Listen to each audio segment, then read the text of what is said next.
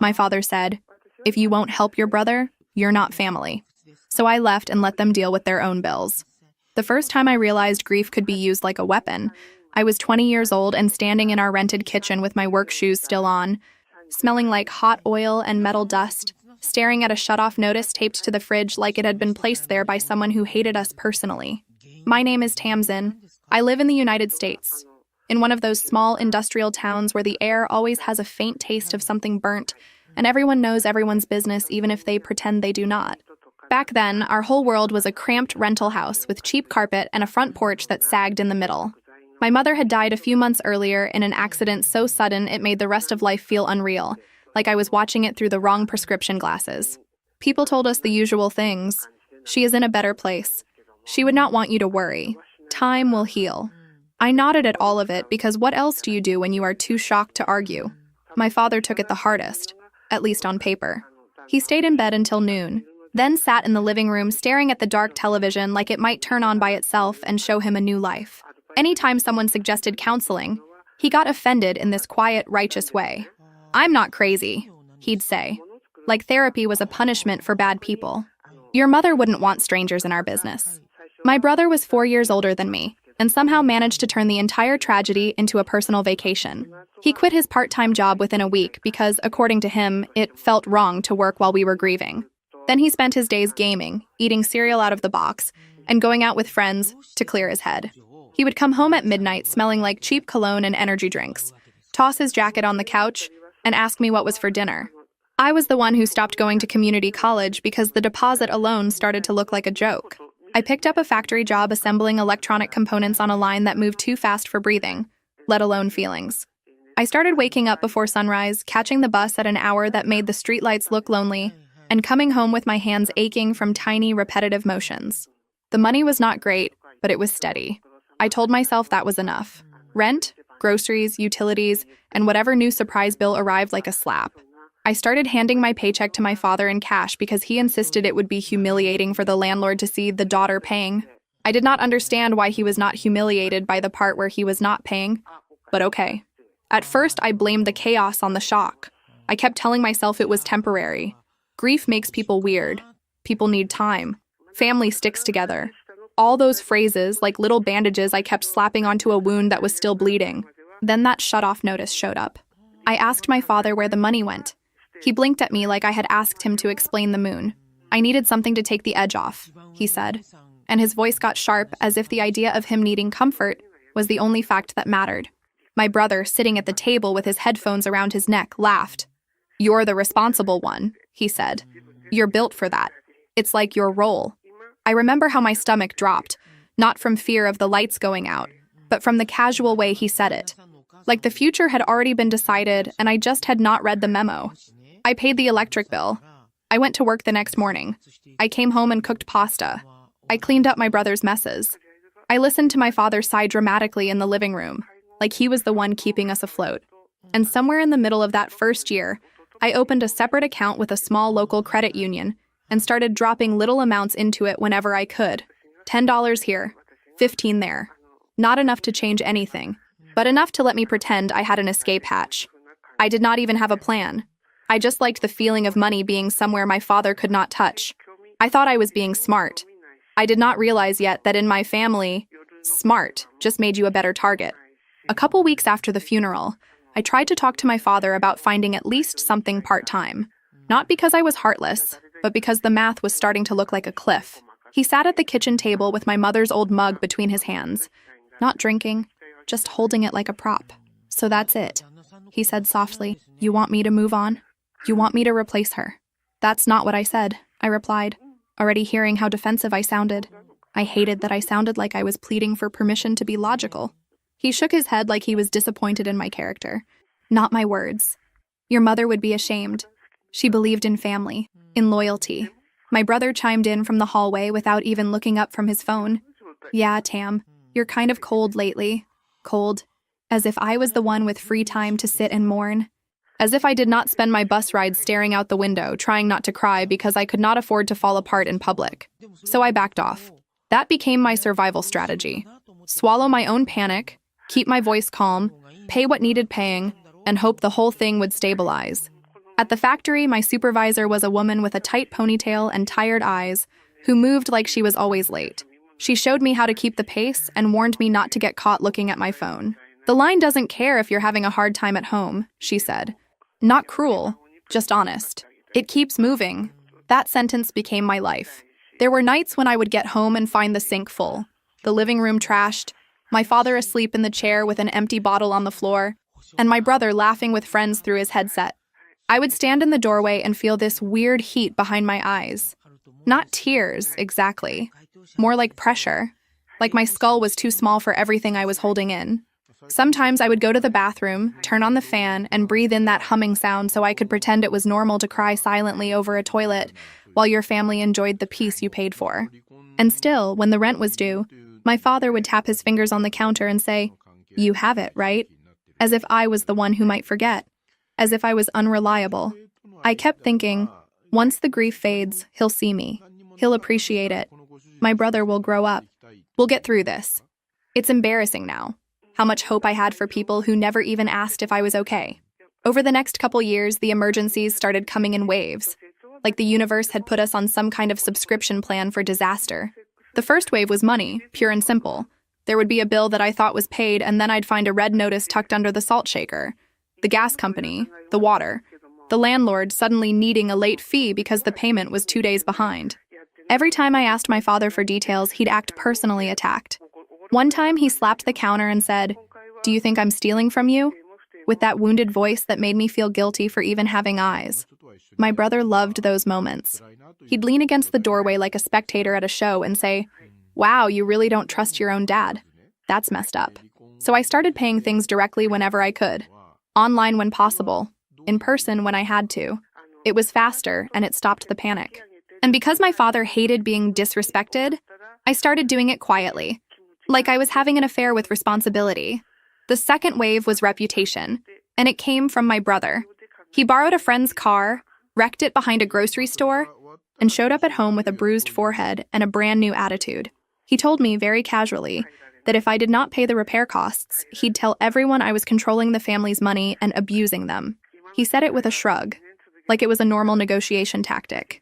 I remember my hands shaking as I counted out cash, because I could already imagine the whispers.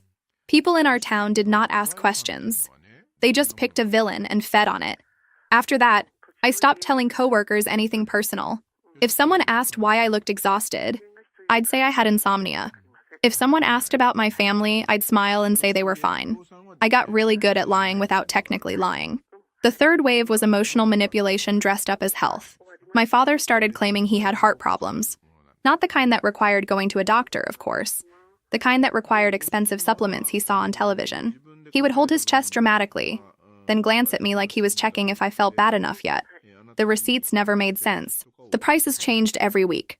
Sometimes I found empty bottles in the trash that did not match what he claimed he bought. When I asked, he got offended. "So I'm making it up now? Is that what you're saying?" And then he'd bring my mother into it. Like she was a referee in the room. "Your mother trusted me," he'd say. "She would be disgusted by you." The fourth wave was privacy. That little credit union account I had opened, the one that made me feel like I still had a future, I got it up to a couple $1,000s over time, which felt huge to me. Like I had built a tiny lifeboat plank by plank. My father found out because he started going through the trash. He called it cleaning, but he was really hunting. He discovered an envelope, then stood in the hallway crying with this real, ugly face I had not seen since my mother died. For a second, I thought he was genuinely hurt that I had hidden money. Then the tears stopped like someone flipped a switch. He demanded I use it for a roof repair he insisted was urgent. When I hesitated, he slammed his palm against the wall and shouted that I was betraying him the way people betray widowers, that I wanted him to suffer, that I was killing him, like my mother's accident did. I stood there feeling dizzy, because what do you even say to that? There is no logical reply to someone accusing you of murder because you want to save $2,000. I gave in. I watched my savings evaporate into a half-finished repair. The roof still leaked, just in a slightly different spot.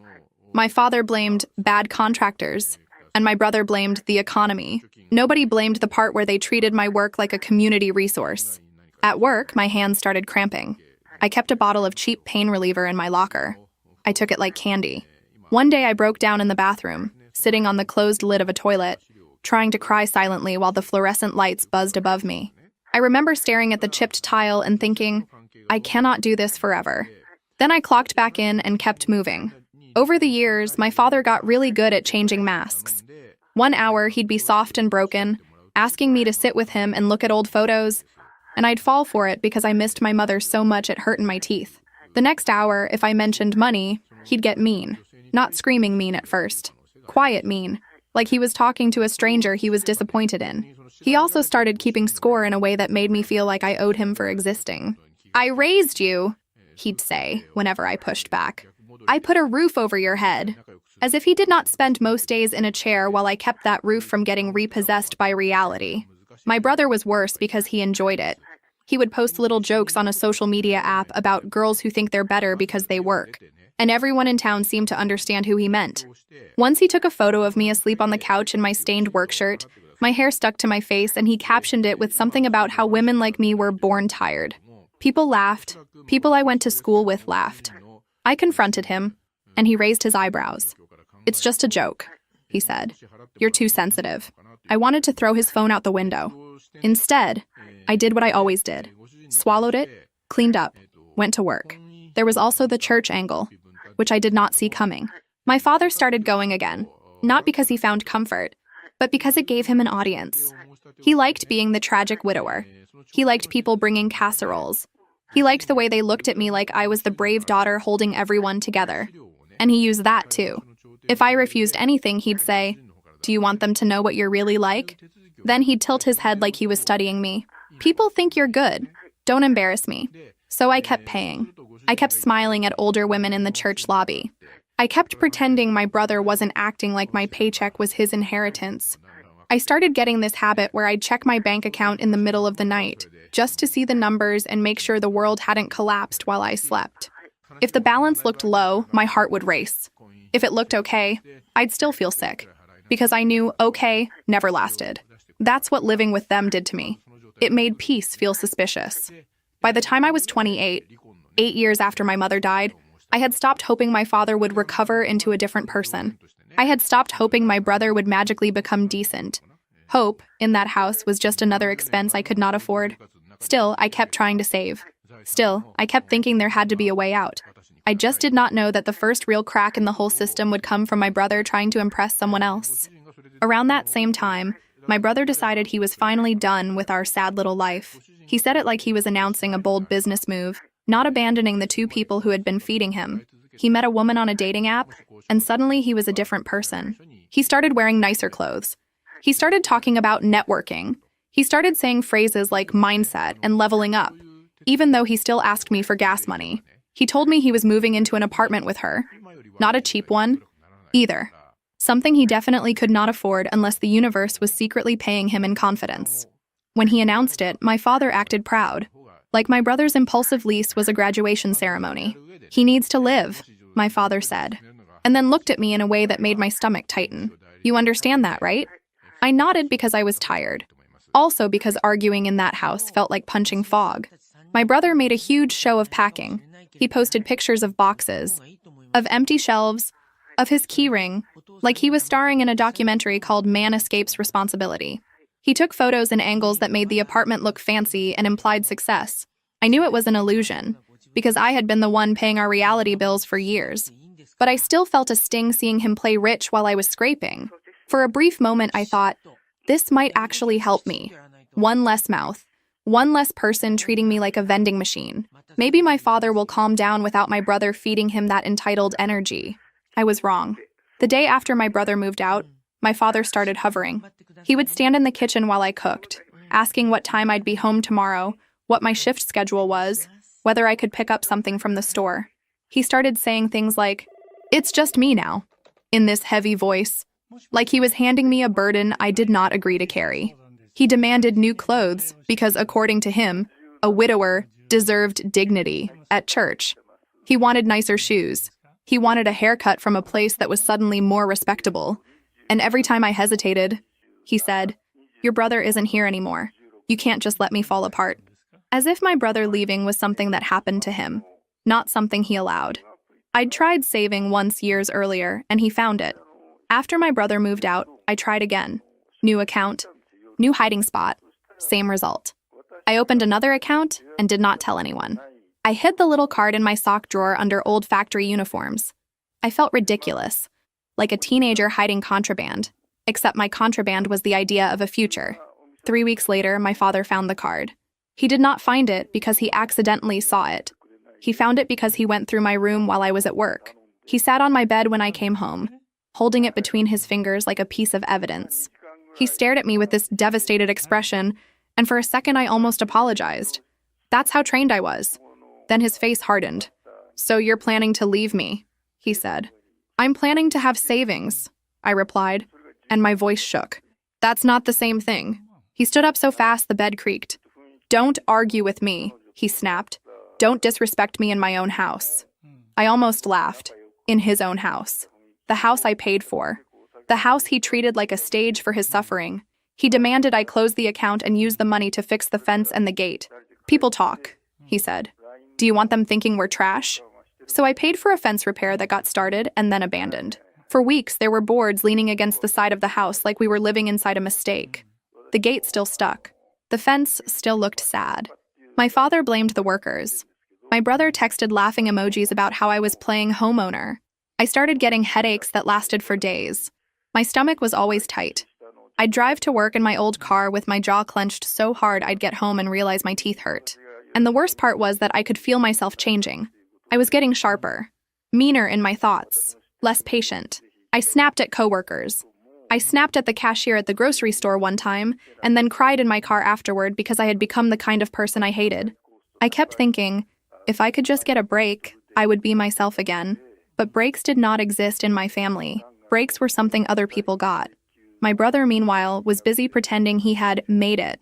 And I did not know yet that his pretending was going to come back and demand a down payment from me. At the factory, a coworker I liked, an older woman who always brought leftovers in a plastic container, started watching me the way people watch someone who is about to faint. One night on break, she asked, "Are you eating enough?" I wanted to tell her everything. The bills, the trash hunting, the way my father could turn my mother's memory into a choke chain, the way my brother used the internet like a weapon and then called me sensitive when I bled. Instead, I laughed and said, "Yeah, I just don't sleep." She nodded like she did not believe me. "You can't fix other adults," she said quietly. "You can love them and still let them drown in the pool they jumped into." That sentence made me angry, not at her, at the idea. Because if I let them drown, then what was the point of all the years I already spent keeping them afloat? Yes, I understand that is sunk cost thinking. I also understand I was living it. My father started calling me at work too. Not about emergencies, about feelings. He'd leave voicemails saying he felt so alone. He'd sigh dramatically and mention my mother in that way that made it sound like she was watching and judging. Sometimes he'd end it with, "Call me back, unless you're too busy to care." And I would call back because the guilt was automatic. He trained it into me like a reflex. By the time I hung up, my hands would be shaking and I'd have to go right back to the line and pretend I wasn't unraveling. On my brother's side, the new woman in his life started showing up around town with him. I saw them once at a coffee shop, laughing like they were the only two people with lungs. She looked polished, like she had never worked a shift that left grease in her hair. My brother kept glancing around, checking who saw him. When he noticed me, his smile tightened for half a second. Then he waved like we were friendly strangers. Later, he texted me, "Don't be weird." I stared at that message for a long time. The audacity of him telling me not to be weird, as if I was the one who had turned grief into a freeloading plan. I wanted to type back a whole essay. Instead, I typed, "Okay." That was my default for years. Okay, okay, okay. And every time I said it, some small part of me disappeared. 3 years after my brother moved out, I was 31 by then, on a night when dinner was literally instant noodles because my paycheck had been eaten alive by a surprise fee on our rental. My father got a call that changed the temperature of the whole house. I was standing over the stove, stirring like the noodles had personally offended me, when my father's phone started ringing. He answered in his church voice, soft and solemn. Then his face shifted. His shoulders lifted. His eyes went sharp. I could hear my brother through the phone even from across the room, loud and frantic, talking fast like he was trying to outrun consequences. When my father hung up, he didn't sit down. He turned to me and said, "We have to help him. Not can we. Not should we. Have to. Apparently, my brother and his girlfriend had gotten into one of those rent-to-own situations that sounds like a dream when you are desperate and turns into a trap when you are broke. They were behind by months. The company was threatening to cancel the whole agreement, keep everything they'd already paid, and kick them out with barely any time. My brother wanted the back payments plus extra months up front, plus something he called a security cushion, which I think was his way of saying he wanted money to breathe while still refusing to work. My father's eyes were already accusing me before I even spoke. "You have savings," he said. I felt my throat tighten. "I have nothing," I replied, which was not entirely true. But the little I had saved felt like my last organ. He stepped closer. "This is your brother. And I'm your daughter," I said, and my voice cracked on daughter like it was a weak point. "I've been your daughter the whole time." My father's face went red. "Don't start," he snapped. "This isn't about you." That sentence hit me like a slap, because it was the truth of my entire adulthood. Everything was always not about me. My grief, my exhaustion, my dreams, my body falling apart on a factory line. It was all background noise. But my brother's disaster?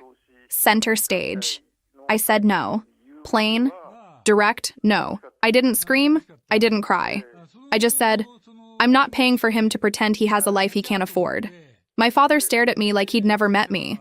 Then he started pacing, his hands flying. He accused me of envy.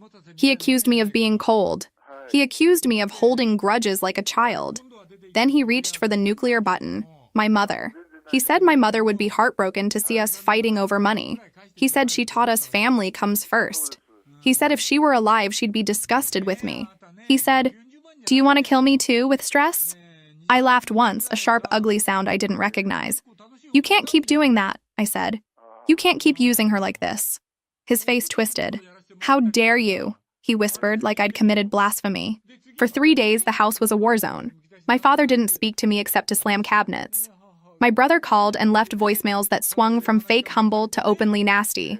One message started with, "Hey sis, I know we had our stuff," and ended with, "If you let me lose this place, you're dead to me." On the 4th day, they showed up. My brother and his girlfriend, both dressed like they were auditioning for a struggling but classy photo shoot. My brother's face was tired, but his eyes were still entitled. His girlfriend looked at me like she was evaluating a defective product. My brother hugged my father first, putting on this whole performance about how scared he was. Then he turned to me and said, "We're family." I didn't move. I didn't hug. I just looked at him and thought, "You did not say that when you were posting jokes about me to strangers?" He launched into a speech about blood being more important than pride, about how we were all we had, about how he had made mistakes. But he was trying now. His girlfriend nodded like a supportive witness. My father watched me with this hungry expectation, like he was waiting for me to fold. I didn't. I brought up 2 specific things, because I was tired of vague mistakes. I told my brother I remembered the night he called me a failure who smelled like grease in front of my coworkers. I told him I remembered the photo he posted of me asleep with that caption about women being born tired. His girlfriend's smile flickered for half a second, like she hadn't heard those stories before. That was new. That was interesting. My brother waved his hand. "That was years ago," he said. "We were kids. We were adults," I replied. "You were an adult. You knew what you were doing." My father tried to interrupt. "Enough. This is not the time for old drama." Old drama. Like the way they treated me was just a sitcom plot that ran too long. My brother's girlfriend finally spoke directly to me. "Look," she said, and her voice was sweet, but her eyes weren't. "If you have the ability to help and you choose not to, that says something about you. Something about you. Not about him. Not about them. About me."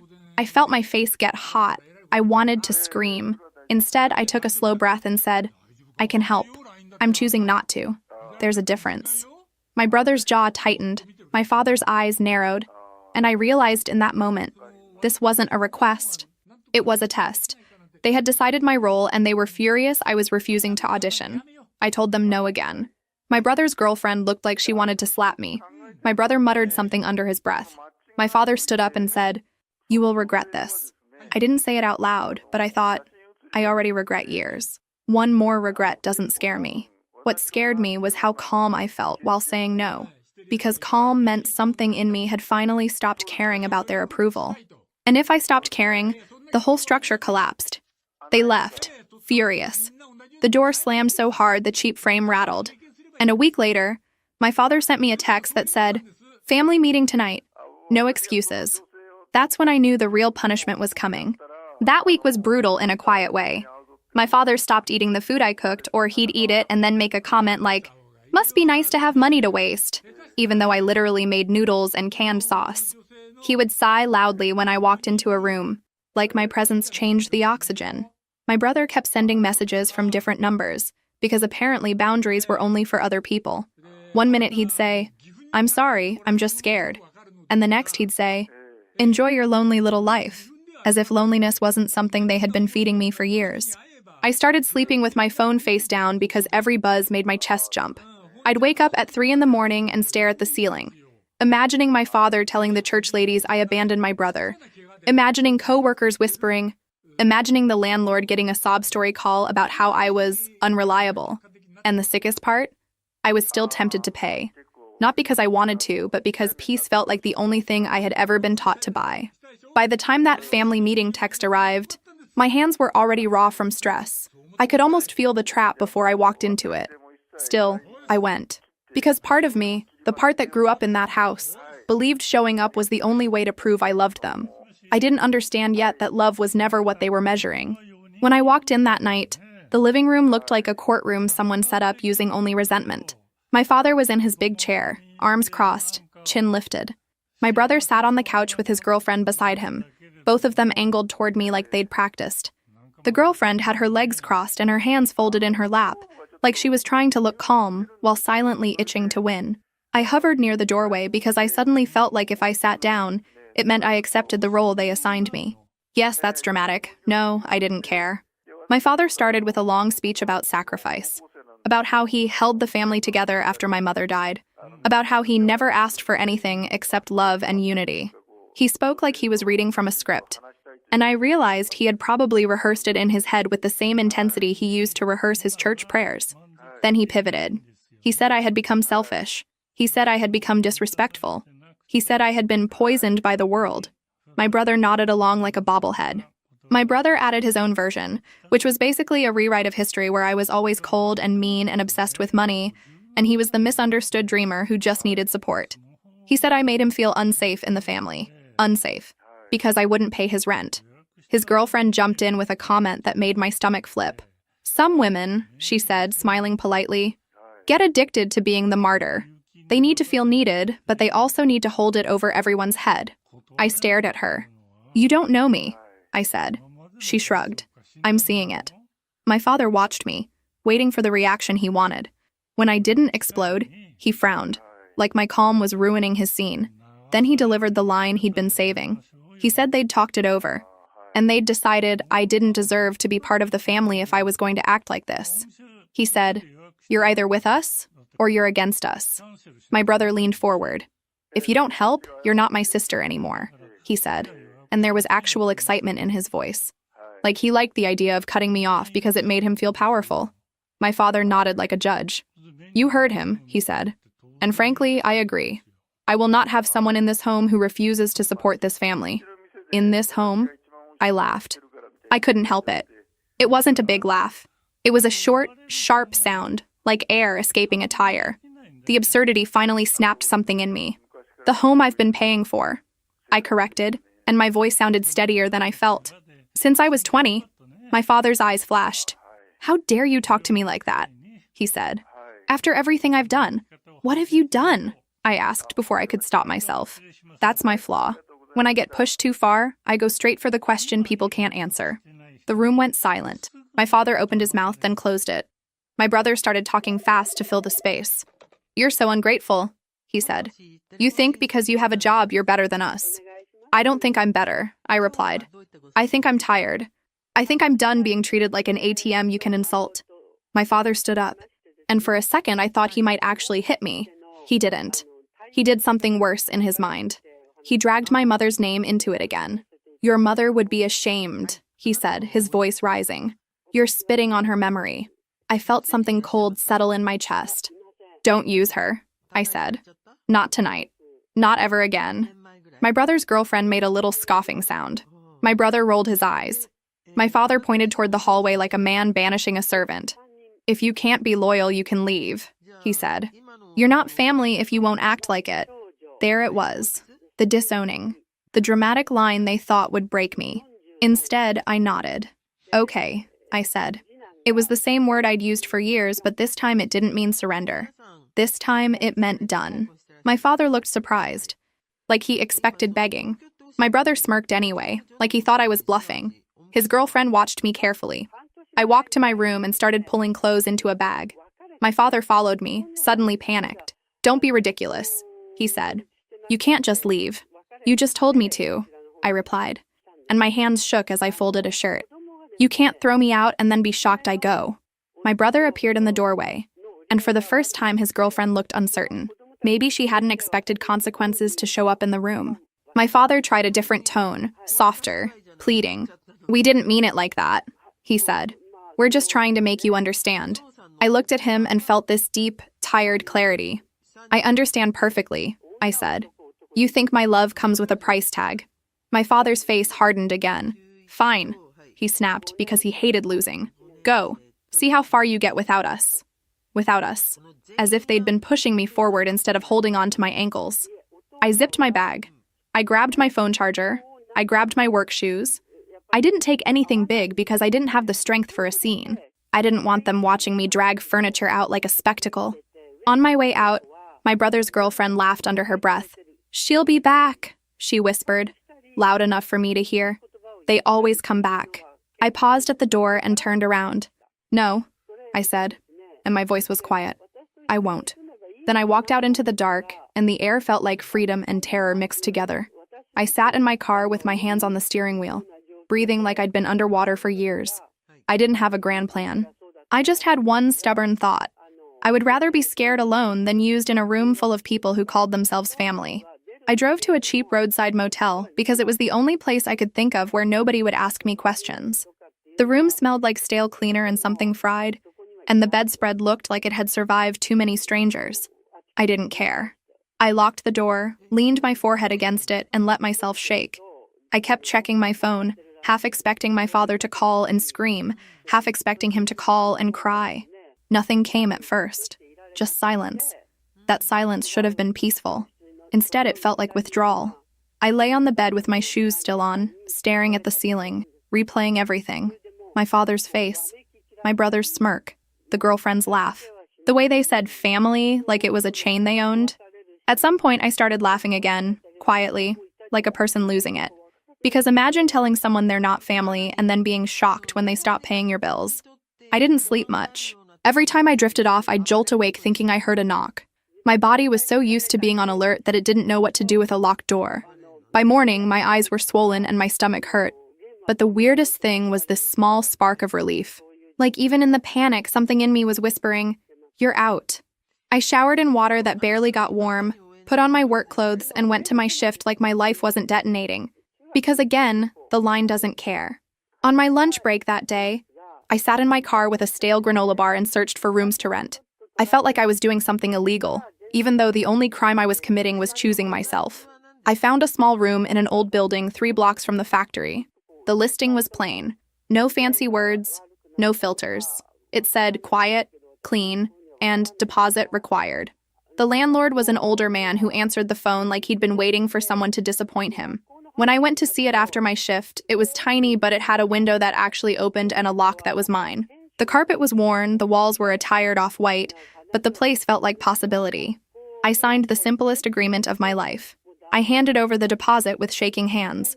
The move happened that weekend. I did it alone because I didn't have people. And because the few coworkers I could have asked didn't deserve to be dragged into my family's mess. I packed my clothes, some books, my basic tools, a couple keepsakes that actually belonged to me, and anything small I'd bought over the years. 2 big bags, a couple boxes, that's it. I left behind a lot. A toaster I paid for, a microwave, a couch, a table. Even though I bought them, they had become part of that house's ecosystem, and I couldn't stand the idea of arguing over a coffee maker while my father screamed about loyalty. Let them keep the objects. I wanted my peace. I moved into the room with a mattress on the floor at first because I couldn't afford everything at once. The first night I lay there listening to the building settle and the distant sound of traffic, and I felt strange. There was no one yelling. No one asking me for money. No one sighing dramatically in the next room. It should have felt like winning. Instead, I felt grief all over again. Not for my mother exactly, for myself. For the version of me that thought love meant endurance. The first week, I kept catching myself waiting for criticism. I would make dinner, simple stuff, nothing fancy, and then flinch because no one was there to say it was too salty, or not enough, or a waste. I'd come home from work and pause before turning the key, bracing for a mess I didn't have to clean. I'd wake up and feel guilty for sleeping in until the sun was up, even though I had worked a shift that would have knocked out a healthier person. I bought a used bed frame and a small television. I bought a lamp with a warm light instead of that harsh overhead glare. I went to a cheap coffee shop twice and sat alone, watching other people talk like their lives weren't full of silent hostage situations. I felt weird spending money on myself, like I was stealing from some invisible family budget. My father didn't contact me for a while, which I think was supposed to be a punishment. He wanted me to feel abandoned, so I'd come crawling back. The problem was, I was finally learning what abandonment actually felt like. It felt like quiet. It felt like a door that locked. It felt like a bank account that didn't get raided by someone else's tantrum. A few weeks in, I started putting money aside again, but this time it was for me. Not for patching someone else's roof. Not for repairing someone else's image. I thought about taking a night course. I thought about getting a better job that didn't chew up my joints. I even thought, in this shaky, daring way, about moving to a bigger city someday. Then, about a month after I left, my father finally called. I saw his name on the screen and my whole body tensed. I almost didn't answer. I did anyway, because apparently I needed to confirm he was still exactly who he was. His voice was different. Not sweet. Not pleading. Flat. Cold. He said my brother had lost the apartment. He said my brother and his girlfriend broke up. He said my brother moved back in. He said the utilities at the rental were shut off because nobody could cover it. Then he paused, like he was giving me time to react. I waited. He said, "So what are you going to do?" I actually laughed. Not the sharp laugh from before. A tired laugh. The kind you do when someone tries to hand you a burden you already set down. "I'm going to go to work," I said. His breathing got heavier. "Don't be like this," he warned. "Like what?" I asked. "Like a person who listens?" He started in with the guilt again. He said my mother would never abandon her family. He said I was acting like I hated them. He said I was being cruel. And this time, for the first time, I didn't get dragged under by it. I heard it like a script. The same lines, the same rhythm. He wasn't speaking to me. He was speaking to the role he wanted me to play. "I'm not coming back," I said. "You told me I wasn't family. I'm taking you at your word." He got quiet, and then he did something I didn't expect. He threatened my job. He said he might have to talk to my supervisor and explain how unstable I was. My stomach flipped, but my voice stayed calm. "If you show up at my work," I said, "I'll call security." He went silent like he couldn't believe I'd said that. The old me would have apologized immediately. I didn't. I hung up. Then, because I'm not some fearless hero and I never will be, I sat on my bed and shook for 10 minutes after, staring at my locked door like it was the only thing holding my life together. That night, I blocked his number. It felt both petty and holy. The next morning, I went to work and tried to focus, but my mind kept wandering to the rental house. I pictured my father sitting in the dark, angry, plotting.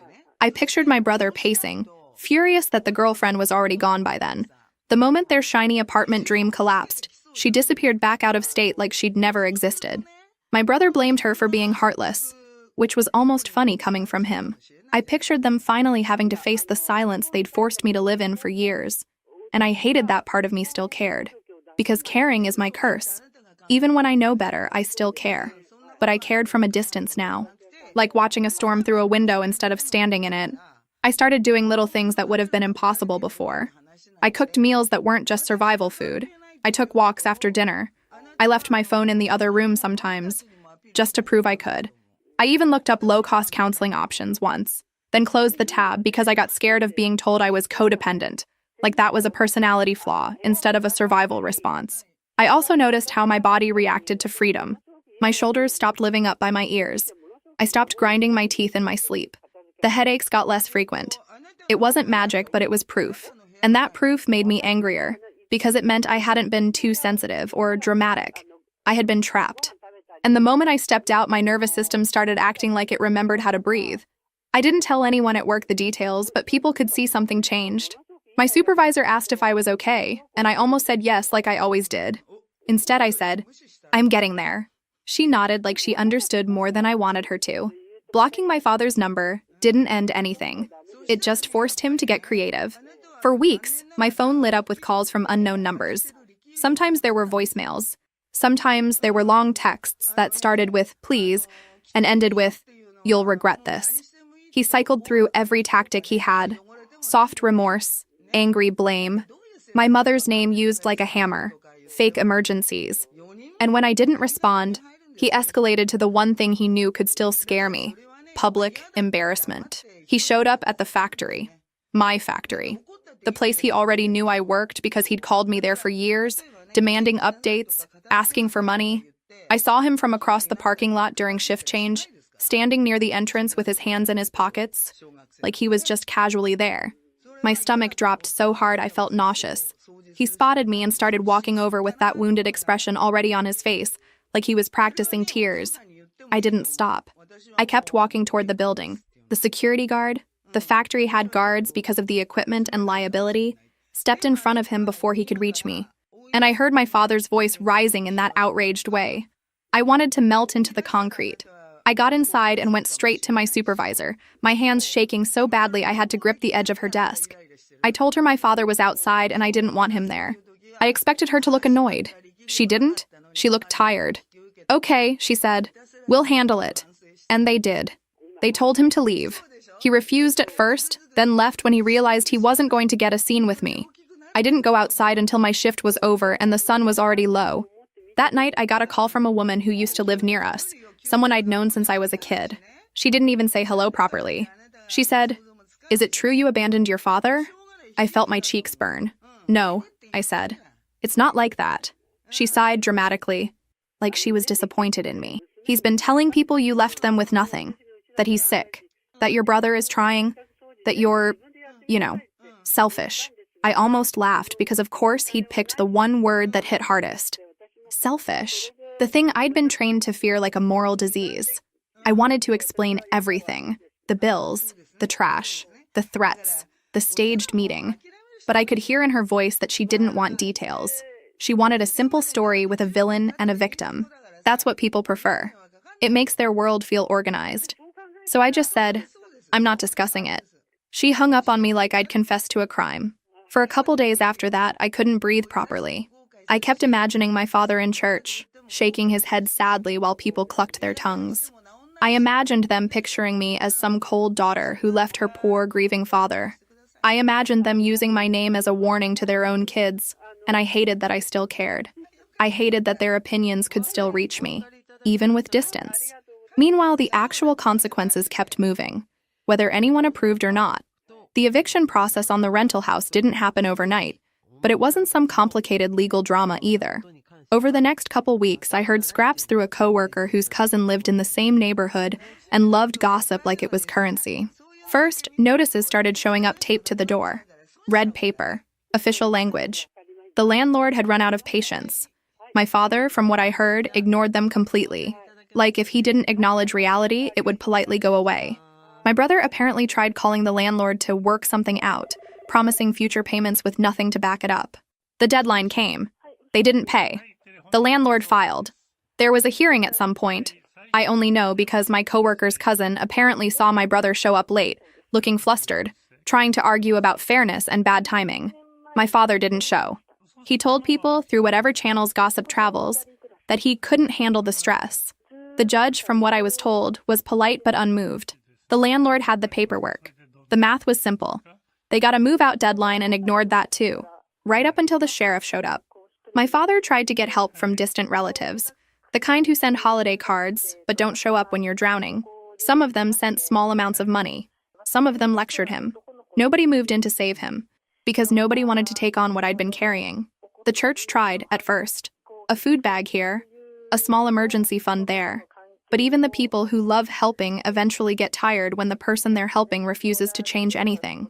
Apparently, the church leader told my father something like, "We can support you, but we can't enable you." My father didn't like that. He called them ungrateful. Yes, he really said that. The irony is almost art. My brother tried to reach out to me once, too, through a new number. He wrote, "You happy now?"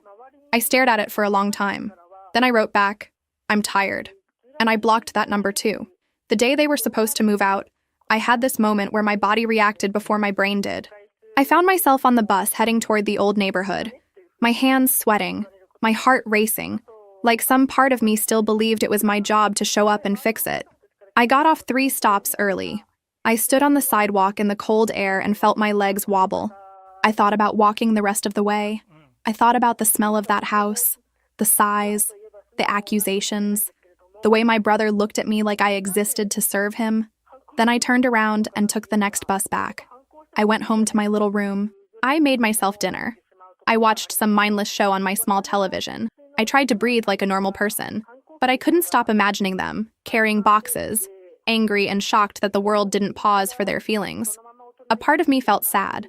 A bigger part of me felt something I didn't want to name yet. Relief. And under the relief, a hard little seed of something darker. Because there's only so long you can be used before you start wanting the people who used you to finally feel it too. After the factory incident, I started parking in a different spot. I started checking my mirrors too much. I started scanning faces in the parking lot like my father was going to appear behind every car. It was exhausting, because I had left the house, but I hadn't left the conditioning.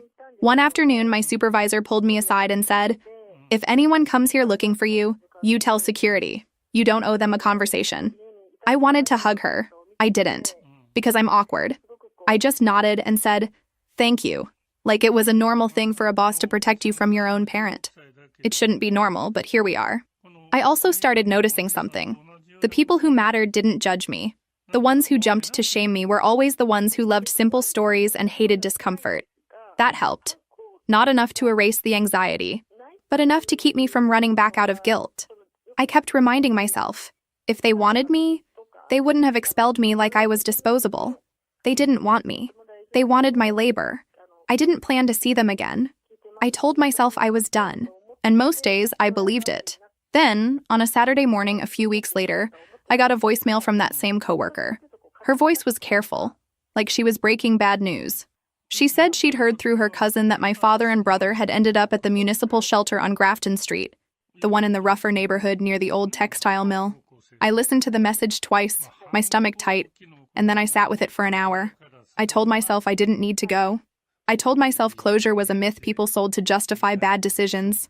But that pressure in my chest wouldn't leave. It wasn't love, exactly. It wasn't even guilt. It was more like my brain had finally gotten quiet enough to ask for an ending, and my body had agreed. So I got on 2 buses and rode across town to the shelter, in a building that used to be something else before it became a place for people who ran out of options. The air inside smelled like old coffee, bleach, and tiredness. The waiting area was filled with families and single men and women with plastic bags, all of them wearing that same expression of, "I used to have a plan." I almost turned around, because walking in felt like stepping into a nightmare I used to live. Then I saw them. My father and my brother were sitting at a table in the common room. They looked smaller somehow, not physically, but in presence. Their clothes were clean but clearly donated, the kind of random mix that happens when you don't choose your own image. My brother's hair was unkempt. My father's posture was slumped. For a moment, I felt this sharp twist of something like pity. My father spotted me first. His face lit up with relief so fast it almost made me sick. He stood and started walking toward me like he expected a hug. "There you are," he said, and his voice had this forced warmth like he was trying to skip over everything. My brother stood too, and his eyes widened. He looked embarrassed, then angry, then hopeful. The emotions flickered across his face like he didn't know which one would get him what he wanted. My father reached for my arm, and I stepped back. His hand hung in the air awkwardly, and I saw irritation flash behind his eyes. The old entitlement was still there, just wearing thinner clothes. "I came to talk," I said. My voice sounded calm. My stomach did not feel calm. My hands were cold. My father nodded quickly. "Good," he said. "Good. We need to figure out what you're going to do." There it was again. What I was going to do. Like I was the emergency contact for their lives. I took a breath. "No," I said. "That's why I'm here. I'm not doing anything. I'm here to end this." My brother scoffed. "End what?" he asked, trying to act tough, but his voice cracked at the end. I looked at him. "The cycle," I said. "The part where you two treat me like a wallet and then act shocked when I stop opening." My father's face tightened. "You're being dramatic," he said automatically, like it was his favorite label. I didn't take the bait. I didn't list every bill, every insult, every sleepless night. I didn't need to. They knew. They just wanted me to doubt myself. So I kept it simple. I told them they'd spent years draining me, humiliating me, and making me feel like my only value was what I could produce. I told them they disowned me the moment I refused their last demand. I told them I was finally sleeping without fear, finally saving for my own future, finally feeling like a person. My father tried to interrupt, but I kept going. "You don't get to rewrite it," I said. "You don't get to act like you're victims of my cruelty. You made choices. You made them over and over." My brother's eyes got wet. I didn't expect that. He rubbed his face hard like he was angry at his own tears. "I messed up," he said, and his voice went small. "I know I did." That hit me in a weird place, because I had wanted an apology for so long that hearing it now felt like someone handing me a gift after they set my house on fire. Like, thanks, but what am I supposed to do with this? "I'm not here for a confession," I said. "I'm here for boundaries." My father's expression shifted into a desperate plea. "We're your family," he said, and for the first time in a long time, the sadness in his face looked real. "You can't just leave us like this." I stared at him and felt that cold clarity again. "You left me first," I said quietly. "You left me every day you chose not to work. You left me every time you let him mock me. You left me when you told me I wasn't family." My father opened his mouth, closed it, then tried the old authority tone. "You owe me respect," he said, like he could still summon the past. In that room, surrounded by people who were also surviving consequences, it didn't land. He sounded ridiculous, and I think he knew it, because his shoulders sagged. I said I was not going to give them money. I said I was not going to move them in with me. I said I was not going to be contacted through my work, my neighbors, or random numbers. I said if they showed up again, I would call for help. Not because I wanted drama, but because I needed safety. My brother whispered, "So that's it?" And he sounded angry and scared. "That's it," I confirmed. My father stepped toward me again, and for a second his hand reached out like he wanted to grab my arm and pull me back into my old role.